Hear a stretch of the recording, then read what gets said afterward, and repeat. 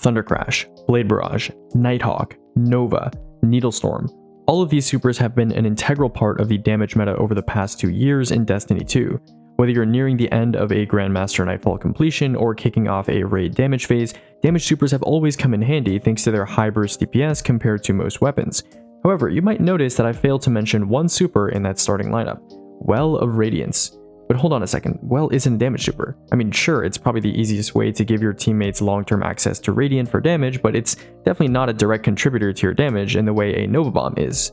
In fact, when you're on so-called Well duty, people expect you to do less damage than another Warlock on Star Eater Nova, or maybe a Titan on Curious Thunder Crash.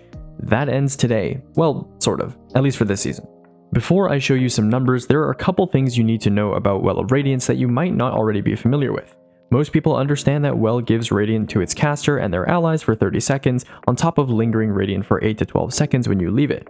Most people are appreciative of Well's constant tier 2 restoration effect, as well as its 10% damage resistance to bosses, but Well also has a hidden benefit that not many people know about. You probably know that supers can bypass many protective shields in this game, like those used by Phalanxes and Angelics.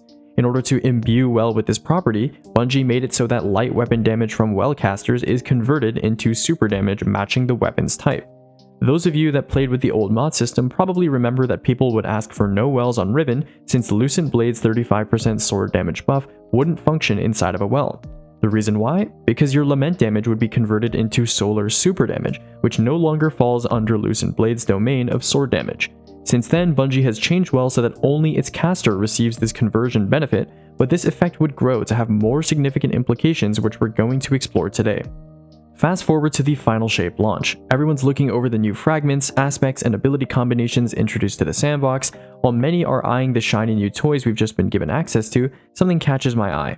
People are discussing Facet of Courage, a new fragment, as a good damage option for use with Hunter's Celestial Nighthawk or Warlock's Nova Bomb. That seems sensible. I mean, it's a fragment that boosts light ability damage by 10% against targets that are darkness debuffed. A lot of the prismatic fragments are fairly one-dimensional, so it's a no-brainer of a pick for damage. So what's so special about this fragment? The answer lies in its scope. There are quite a few ways to buff ability damage in Destiny. Armor exotics like Syntheseps and Worm God Caress can boost melee damage, aspects like Offensive Bulwark and Knockout work in a similar fashion, and fragments like Amber of Ashes and Whisper of Fissures can elevate certain abilities' damage as well. What's quite rare though is a generic boost to ability damage as a whole, not just grenades or melees. Outside of Roaring Flames, which is restricted to Titan, there are essentially no other neutral ability damage multipliers in the game. None until Facet of Courage. If Facet of Courage only applied to grenades or melees, it would be just another generic neutral ability build fragment. But because light ability damage includes supers, it's useful for Golden Gun, Nova Bomb, Thunder Crash, and yes, the converted light weapon damage coming from a Well of Radiance caster. So I placed the Well in front of Templar, sliced him with my call, and shot him with an Arc Trace before and after swapping to Prismatic with Facet of Courage on. The results were what I expected, 10% more damage on my trace shots after swapping. Okay, so video over, right? Well can boost your light weapons by 10% on a dark debuff boss if you swap to Prismatic and Courage? I mean, that doesn't seem good enough to topple the over 1 million damage that good damage supers seem to be contributing these days. So why did I make this video? In the past, I haven't paid too much attention to the artifact when it comes to damage testing. In fact, I've explicitly avoided it in order to analyze the sandbox in its base state rather than with temporary artifact mods. However, after deciding to test damage rotations with artifact mods equipped from now on, I've noticed a few trends. While I did say that generic ability damage boosts are rare in Destiny, there is one unlikely source that seems to be pretty consistent at pumping them out every season: the artifact. In fact, the last 5 seasons have all had some sort of ability damage boost. Void Weapon Channeling in Defiance, Conductive Cosmic Needle in Deep, Monochromatic Maestro in Witch, From Whence You Came in Wish, and Expanding Abyss last season in Echoes. This season is no exception to this trend. Conductive Cosmic Crystal, once boosted by a tonic, boosts Arc and Void ability damage by 8% against stasis debuffed enemies. That begs the question, is there an Arc or Void DPS weapon that would be a good candidate for our Well caster? Thankfully, the rest of the artifact points with huge glowing red arrows toward the obvious choice, Bittersweet, an Arc Heavy GL that takes advantage of being an Arc weapon for Arc compounding plus 1/2 of Conductive Cosmic Crystal, and a Dark Ether Reaper weapon for the other half. So we have a strong DPS candidate and a strong DPS rotation it plays a major role in the X Dearest Bitter Sanguine rotation I mentioned in my previous video. So now we return to that pressing question: Is it enough? Is the 10% from Courage and the 8% from Conductive Cosmic Crystal really enough to push well over a relevant damage super like Star Eater Nova or Thunder Crash?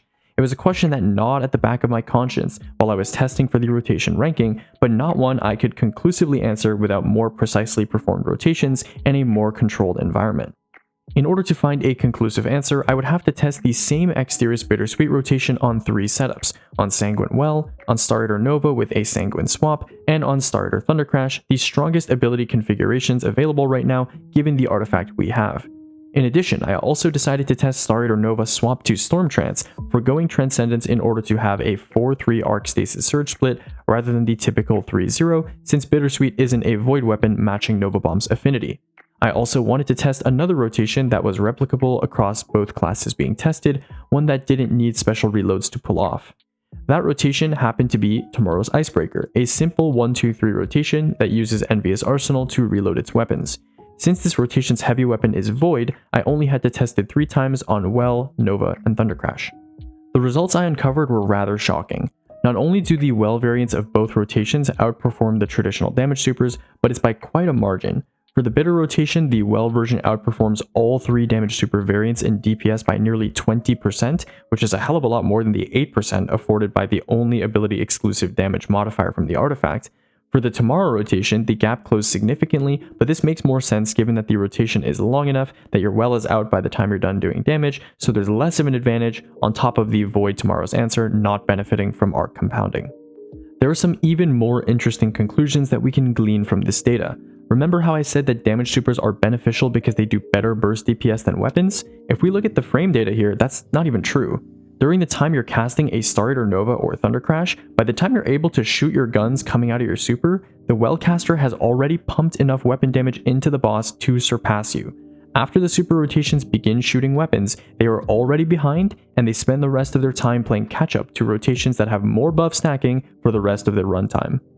This kind of phenomenon reminds me of pre-nerf Pack Hunter, where weapon damage was so overloaded that it wasn't even worth using damage supers because our weapons just out-damaged anything a damage super could do in its duration being cast. While it's not necessarily the same since you're sacrificing total damage as the Well caster, and this stacking only works for the 30 seconds you have your own Well active, it's still a pretty eye-opening discovery. So what does this finding actually mean for Warlock players? Well, for one, if you're on Well duty over a normal duration phase, fret not about damage. You have a way of making up what your Nova companions can pull off in the first seconds of damage under the right circumstances. Second, it's not worth swapping subclasses for a better Sanguine Surge distribution while sacrificing Transcendence. Third, anytime Bungie releases an artifact mod that buffs any form of light ability damage, or really anything that buffs light ability damage, Warlocks that can use this tech effectively can double dip in both weapon and ability buffs in order to reach potentially broken levels of damage, like I demonstrated with the Exterius Bitter Sanguine rotation from this season, and that's only with an 8% bonus. Finally, I'd like to formally apologize to the Tomorrow's Icebreaker rotation for misrepresenting its capability on my ranking. It could have been a bad artifact mod setup, a badly executed rotation, or a failure to pop a tonic, but evidently, even without arc compounding or an optimal rocket archetype, it is still very competitive, outputting more total damage while essentially matching the DPS of the Exterius Bitter rotations. Can't wait to see what will happen when we inevitably get an adaptive or aggressive Envious Arsenal bait and switch rocket with a more supportive artifact. I hope you guys found this little deep dive into rotation design and well conversion interesting. The next video will be the active super generation investigation as planned, but I'm still doing research and testing for that one. Until then, enjoy this raw footage accompanied by a new graphing VFX tool my friend Oscar6 has cooked up.